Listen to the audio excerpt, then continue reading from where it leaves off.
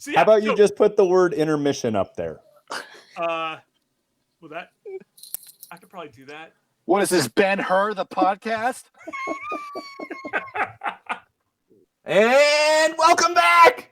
It's the second half to this really long episode. What? I didn't think we'd ever be back. It's been like a week. Yeah, it's been a while, but like we already did it. But now we're actually doing it.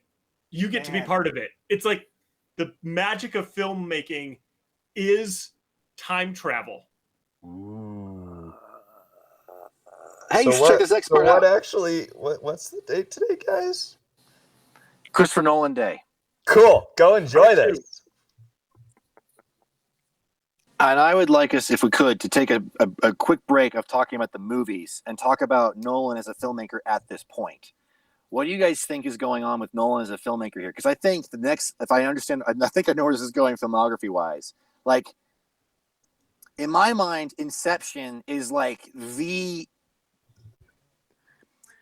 Nolan has come into his own in full, I think, by Inception. I think that he really understands a lot about how he works and what he likes and what he doesn't like, and he's finally been allowed by a studio to make a film that he wants to make. It's an original story.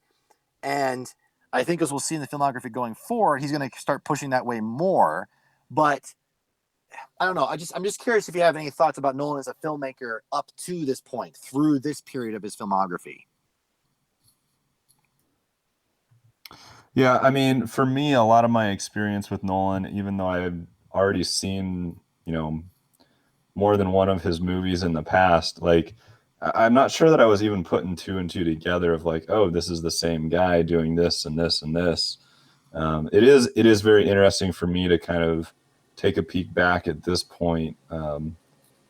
And yeah, I mean, this is really still what we've talked about to this point. It still feels like the building up of his career, a building to point. After Inception, what's coming next is it's definitely a different phase of his movie making career, I think. Well, what we've talked about already, right, is that he is great at structure. He is really good at execution, and he is not afraid to tackle really crazy, heady stuff. And I remember reading an article that said, Nolan is fascinated by these really heady ideas and like multiple characters and like lots of things intersecting. And so, when you watch Inception, you're like, oh my goodness, this is so nuts. My brain's just melting. And then Nolan didn't stop. He kept going. Right. What do you think, Jonathan? Thoughts?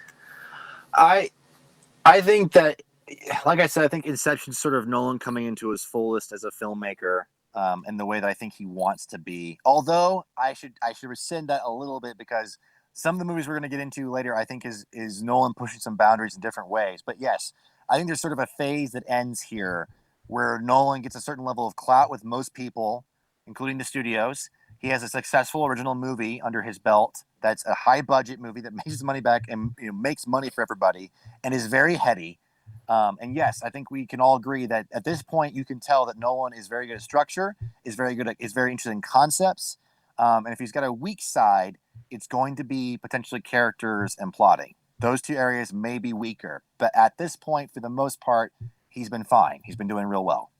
I mean, I do like the way that he makes you feel the characters, and maybe the characters aren't the greatest to begin with, but there is some level of connection to a character beyond, do I like this character or not? And it's like in Memento, we feel the thought process of this guy because of the way it's edited, or in Insomnia, we feel like we've got Insomnia walking out of the theater, and I'm not sure I'm ever going to go to, there was that, am I even going to be able to fall asleep tonight when I walk out of the theater? And I mean, there's a little bit less of that in Prestige for me. Inception definitely makes you think about Oh man, what if someone is trying to implant an idea in my head? Um, but yeah, I feel like he's kind of rounding a corner here with his characters and how he handles them. To it becomes a little bit less of me feeling what this character is feeling, and more. I feel like he's trying to start to go to the point of me wanting to like this character more. Um, yeah, yeah, that's kind of where I see his character development heading at this point. All right, what's next on the list, Scott? All right. Inception is 2010. After that, we get The Dark Knight Rises in 2012. Um, I have not seen this movie, and you know me, I don't like superhero movies, so I've got nothing more to say on that. And I didn't like The Dark Knight, so Rises was whatever. It was fine.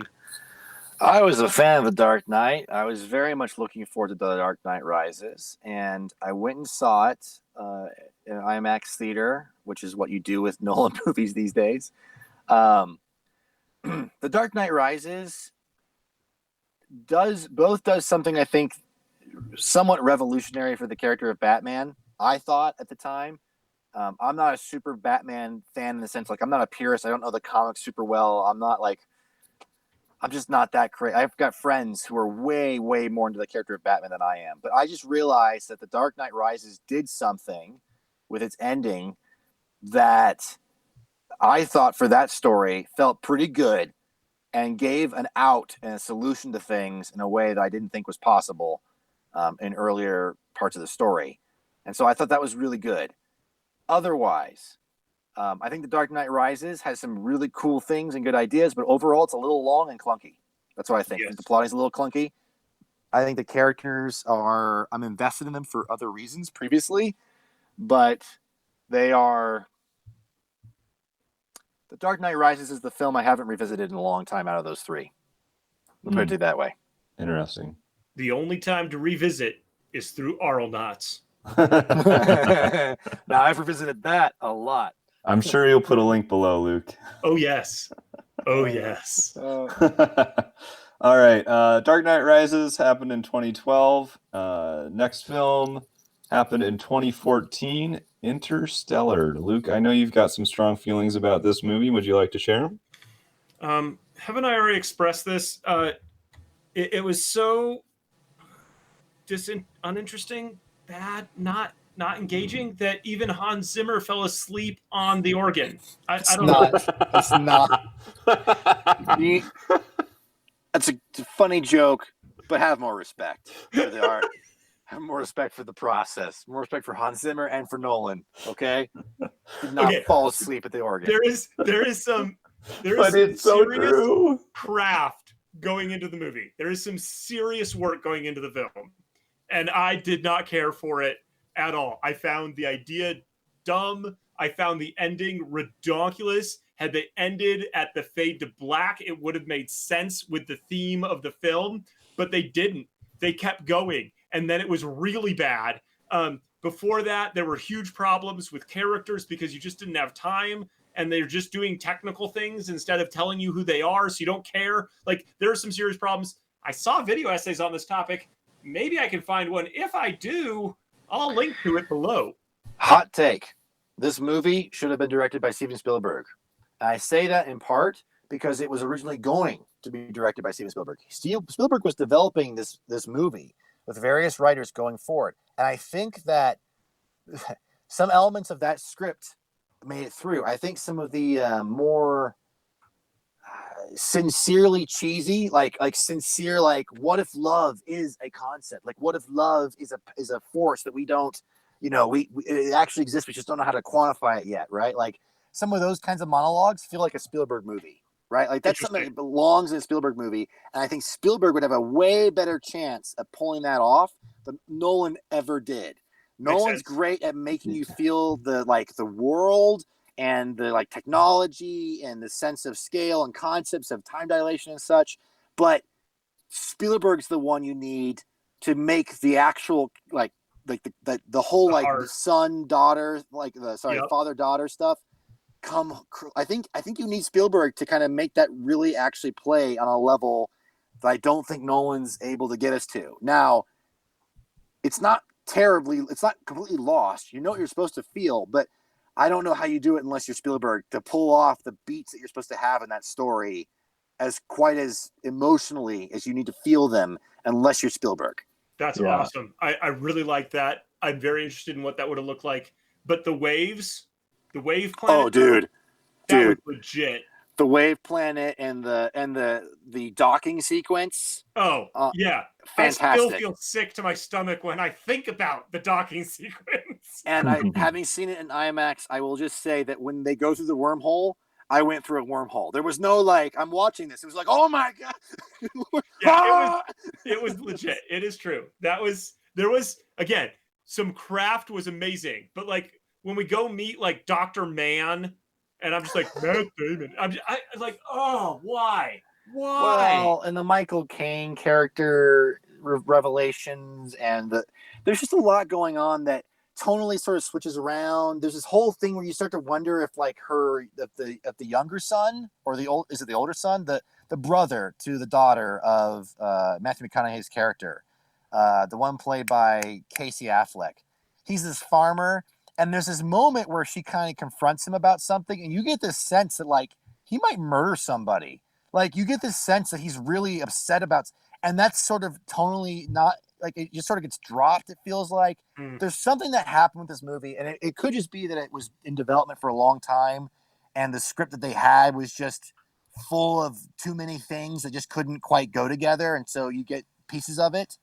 But I wonder if you were able to somehow get a tighter script and somehow get Spielberg back into directing if Interstellar ends up being a pretty good feel-good movie, weirdly, right, even with all those crazy concepts. And with all that you've talked about with Spielberg, it's there's a lot of that stuff that I was thinking as you were talking about it, and I'm just going, I don't remember that happening in the movie, and I'm the philosophy guy that would love to kind of explore thoughts like that, right? But why do you not remember? Because Christopher Nolan doesn't care. I don't think he cares about that, right? Christopher Nolan's like black holes. Well, what's happening there? By about legitimate wave planets. Oh, by about 2/3 through the movie, I got to the point where I was like, and I don't care anymore. So, so I don't know, and I'm not saying Christopher Nolan did not care about the movie he made or the characters. I'm not saying that, but I just wonder if there's a certain level of disinterest in parts of that story, and you felt it on how Nolan made it. And so you also, as an audience member, are like, well, I don't care. I mean, I'll admit, I was pretty intrigued for the first part of that movie with the whole, the relationships within the family and all the stuff that was happening while they were still on Earth. And then space happened. Oh, and I'd also like to say that Interstellar's ending is the quintessential science fiction is fantasy for cynics. Is absolutely what that is. The ending of that movie is a paradox that doesn't make any sense. It's it's practically just humanist jargon, mumbo jumbo nonsense. Deus ex machina, except that we are saving ourselves. It's such scientists gone off the deep end of their own fantasy of what could happen that I think it falls flat on its face. Right, which is why the movie should have ended with the fade to black with the black hole, because the entire movie would have been building up to this idea that we can't see beyond the event horizon. So then he's going to go beyond it, and then he's going to be able to see. But we can't, because we're the audience members. So don't go through it. Well, I still think that if you get the Spielberg version of this story, I think it's much more about love as a concept that actually love holds weight. And I think it's about the father-daughter thing a way more. And I think that those things, even though that's how Nolan ends the movie, is on those relationships. I think Spielberg doing it is far more interested in that, probably. And that's the stuff that hits home. Fair. Sure. Well, that happened in 2014. And after that, he waited a few years before he made Dunkirk in 2017. This is a movie that I did see in the theater after it was getting all the hype for award season. And to be perfectly honest, guys, this is one of my least favorite war movies ever. Okay, well then give us a standard. What's your favorite war movie ever? Do you even like war movies? war movies are not my favorite thing in the world. I mean, it's pretty tough not to love Saving Private Ryan. Just saying. I actually rather enjoyed 1917 that came out more recently. Okay. Um, Okay. Just I want to don't. get a baseline for you. I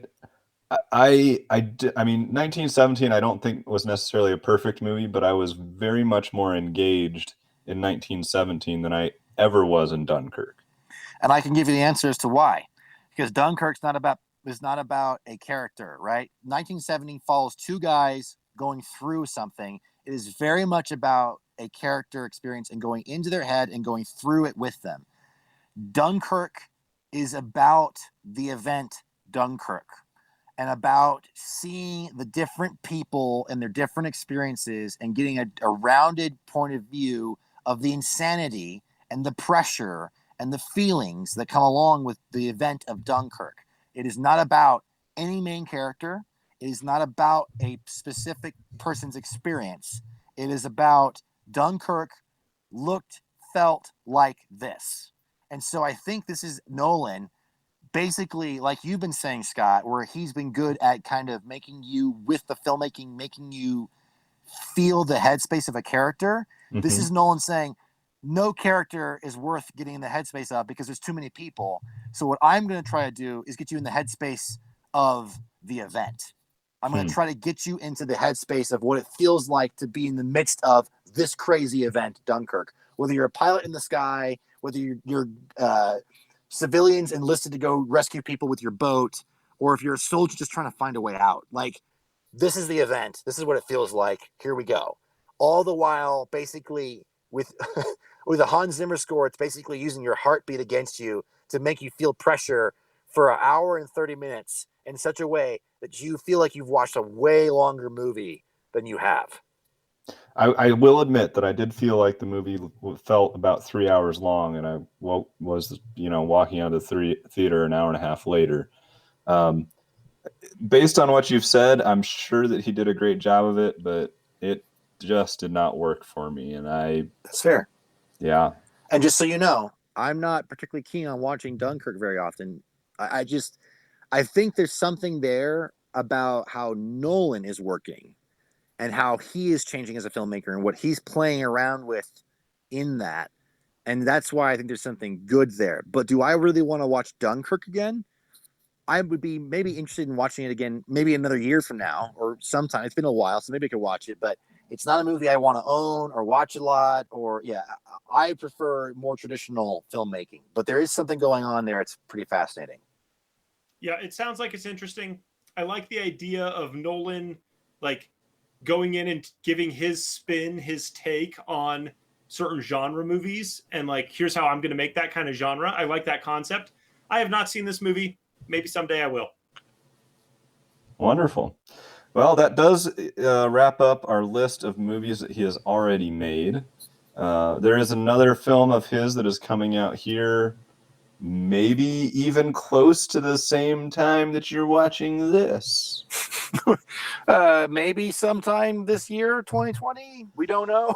Well, last I heard, it's supposed to come out in end of July-ish. I think I got mid to moved late. back to August. They pushed it back. Oh. They keep pushing. Yeah, theaters aren't opening because there's a virus killing people. Anyway, yeah.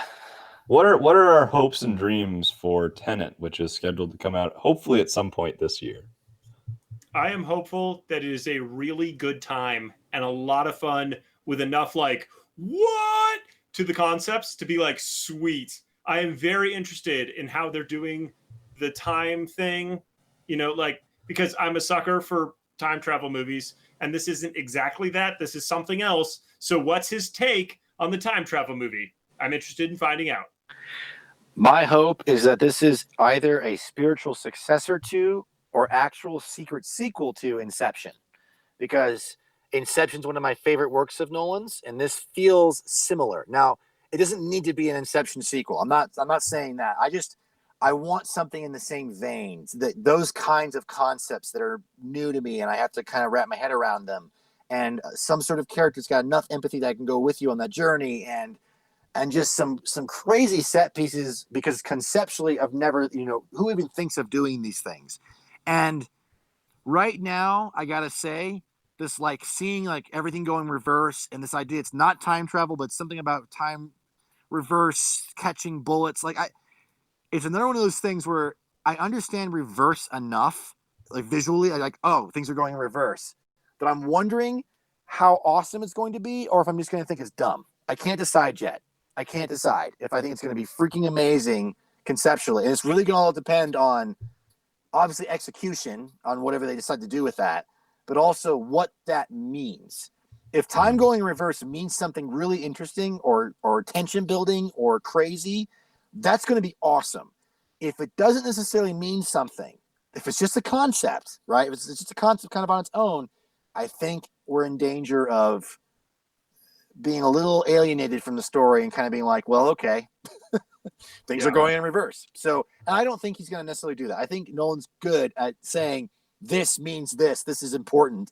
So I'm very curious to see what happens. So yes, if he can pull off we go in reverse and it means something and is helpful the way that cutting my movie 2 different directions in Memento was, and like, don't forget, Tenet is I forget what the word is called, where it starts and ends the same. So if you said it backwards, it's the same thing, right? Like, there's something about this backwards and forwards lead to the middle that they like, there's something about all of that he's already telling us. The marketing's already telling us that makes me curious as to, yes, what is your structure of this film going to be, Nolan? How are you going to play around with our perception of time and events and what's happening?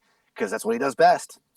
Yeah. And I really hope that it's fun, like deja vu levels of fun, but like more awesome because it's not just, this one story. It's like this bigger thing because it's Nolan with these set pieces and these concepts and time and all that cool stuff. Yeah. I've worked pretty hard not to see as much information about this movie, and I've probably learned more tonight about it than I have up to this point. I'm sorry, Spoilers! Scott. I'm sorry. I saw a trailer once. I really am hopeful for this movie, Jonathan. I think you said it best when it's the spiritual kin of something like Inception.